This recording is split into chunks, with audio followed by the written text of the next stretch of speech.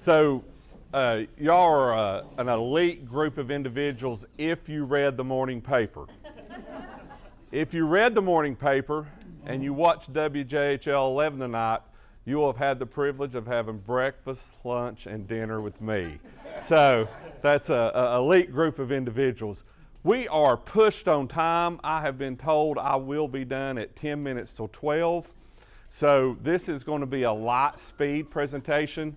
It's all about flexibility and adapting, and I'm getting tested on the run today. So to save time, I'm going to answer 3 questions for you before we get started. No, Red Lobster is not in the presentation. There is no new news at the crossings. Interstate 8126. I get asked that question, and yes, we do support people that invest private capital in car washes. So that's the 3 questions we get asked frequently. So we'll save you some time. But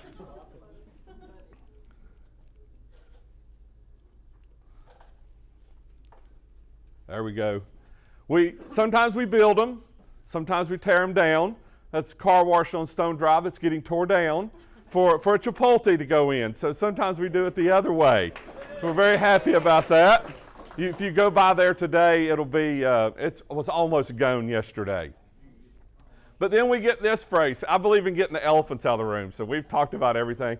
We've all, if we're a Facebook warrior, we've heard nothing ever happens in Kingsport. Well, we have hosted, I've actually had dinner with 2 different international companies in Kingsport in the last 10 days.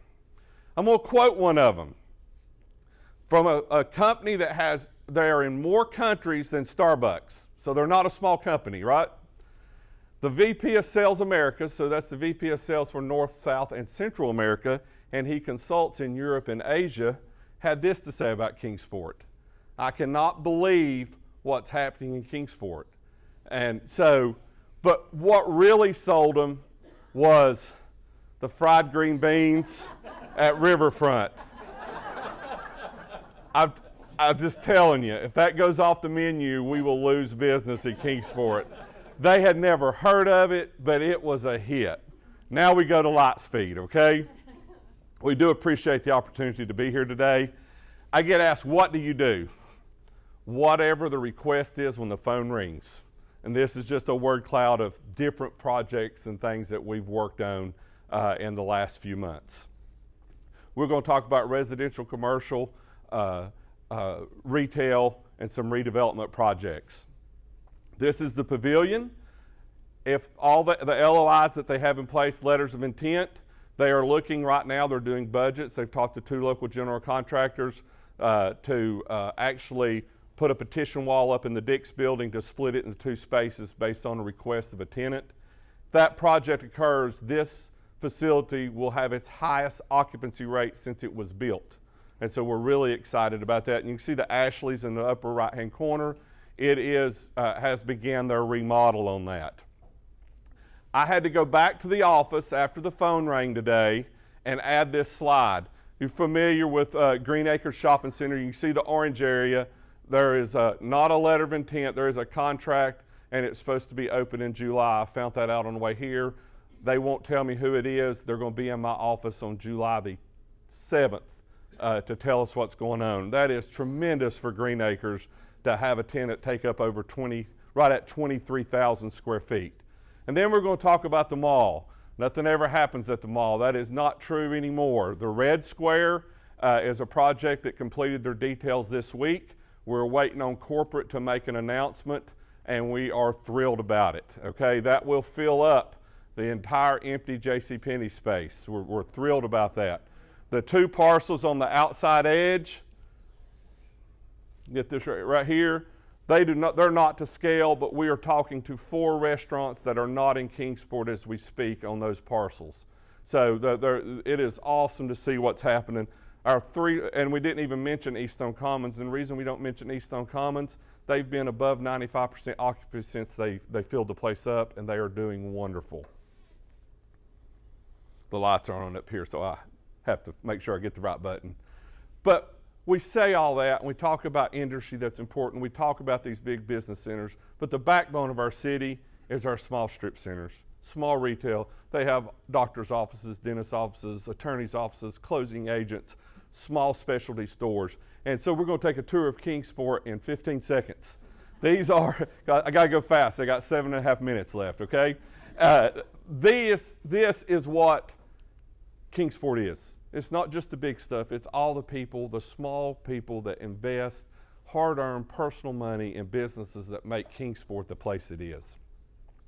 Pop quiz, I'm not going to wait on the answer, but think about this. How many strip centers do you think there are in Kingsport that has 2 or more buildings in them and that occupy more than 246 units in those centers? 246 individual businesses that, there's 31, exactly.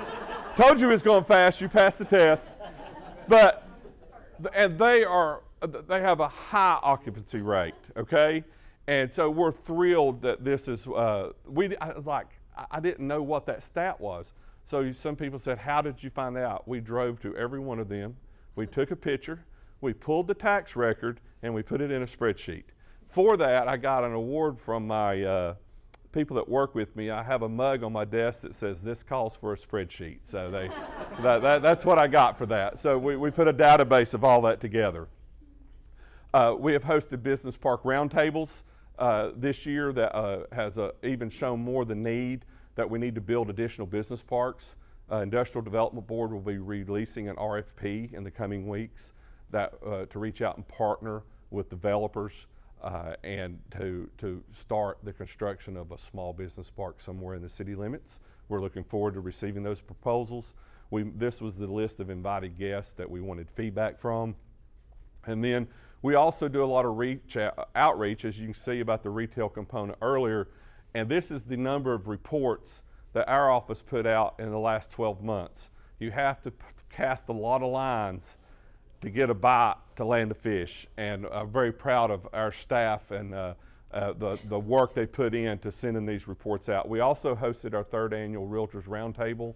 They're the people that see the people coming to see Kingsport first, and we want them to get the city's message out about what we can offer and how we can help as quickly as possible. Examples of our downtown property list, this is 2 businesses that we helped facilitate locations and other items to help them get open. And then we also work with KDB, the Kingsport Economic Development Board, to help them with all of their projects. We are doing individual one-on-ones with board members right now in preparation for the July 7th, I believe, July 11th meeting. And there's so many projects. It's an 8-page brochure I had to put together for them, and those meetings are averaging an hour and a half each because there's so much information that KDB is working on right now. This is property that KDB, you've got the Area A that has been sold. The proceeds from that is going to be used to help develop future business parks. Area B is going to be purchased by our partner organization Networks in the county and develop a business park there. The Area C is under contract with a residential developer, and the Lot 2R is sold, and there will be a construction company that has grown so fast they have to expand, and they have grown to about 38 people, and they need a place for offices and for shop space. Back to, I got a little ahead of myself on the business parks, but this is our 4 business parks. There is 1 vacant lot in all of our business parks. And if you're familiar with Regional Service Park, which is where GRC is on Sullivan Gardens Parkway, there was a vacant building, first building on the left had been vacant there. We had sent letters, we called every number we could find on the internet to try to locate that owner. And I told people last year, that building would have sold 8 times had it been on the market. It went on the market 2 weeks ago and it sold in 48 hours. And so that's why we need more small business parks. There's people that need to expand and also relocate to Kingsport. Active subdivisions is currently 22. In February of 21, when I first presented to the BMA, there was 615 housing units under development. What that means, they have turned in a plan to the city, or the site is being graded, or the house is being built. Okay, that was in February of 21. February of 22, there was 2,500 in the process. And then in February of this year, there's 2,100. And so that continues to be a strong number. The projections from certain companies that we've talked to, they expect that there needs to be 300 to 500 homes built in the city of Kingsport for at least the next 3 to 5 years. That's how they see the growth continue. That is not my statistics, that is not my research, that's directly from a national home builder. They spend a lot of money researching our market. So I thought I'd take time to show you where all these are, because it will amaze you. I'm not going to talk about each of them. You got Westgate. I'm not even going to read them all, but what I'd like for you to see is how dispersed they are across the county. The blue line defines the urban growth boundary. So most of these, or all of these that I list, are in the city of Kingsport. And this is where they're at. They're spaced out.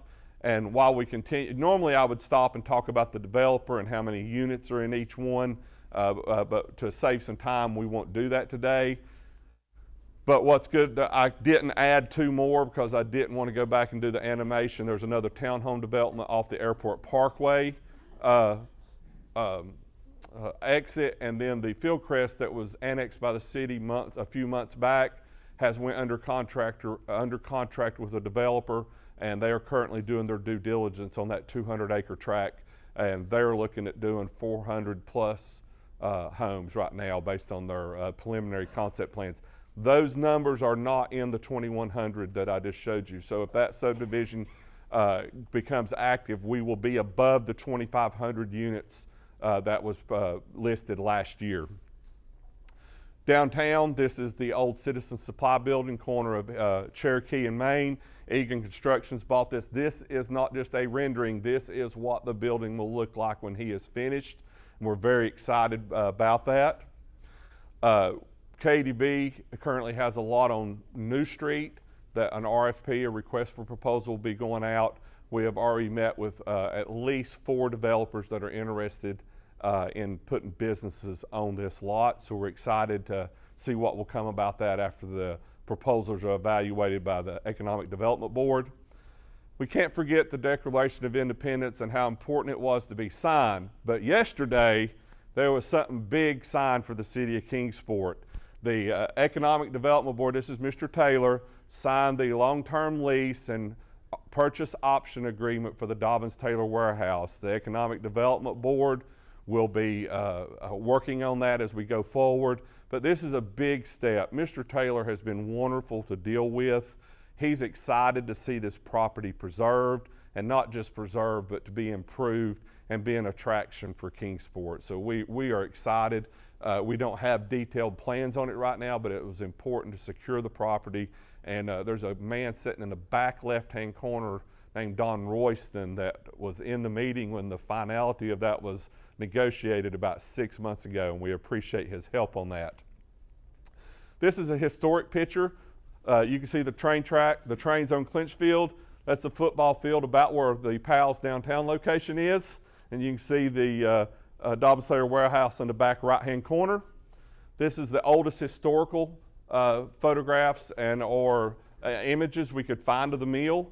And so what's amazing about that, 2,100 dozen pairs of hose were produced a day in the hosiery mill.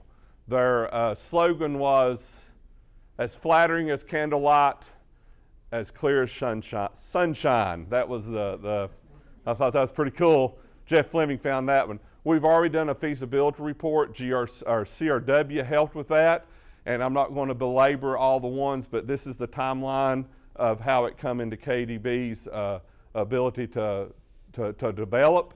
And this is some renderings that we went through. This is what the inside could look like. We didn't have plans on it. It's been measured, laser measured, and we have full drawings. We've done a full structural evaluation, and we're very happy about what's going on. This is the 2023 Best Practices in Economic Development, and this was awarded based on the final development of the Dobbins-Taylor warehouse and all the work around it that was mentioned in today's paper. Last year, we also won a national award for best practices, and then today, it was on the front page of the paper. The city, that is, I was very clear in the interview, it is a city award. John wasn't here when Press Street was redeveloped and Quebecor was tore down. That's been an ongoing vision that this city has, And when I drive international people through this city, here's what they say. Y'all took 1 million square foot and did this. You have an aquatic center like that. And then when you walk them in the new city hall, it is unreal how that helps. But it's still the fried green beans that takes the cake, okay? Just how it is. This is a marketing booklet that's available online, fully interactive. Every link will work. And when I handed that to international corporations the last 2 weeks, they're blown away that the number of organizations and the things that's available in Kingsport at their fingertips. Thank you for your time. I ran over 60 seconds.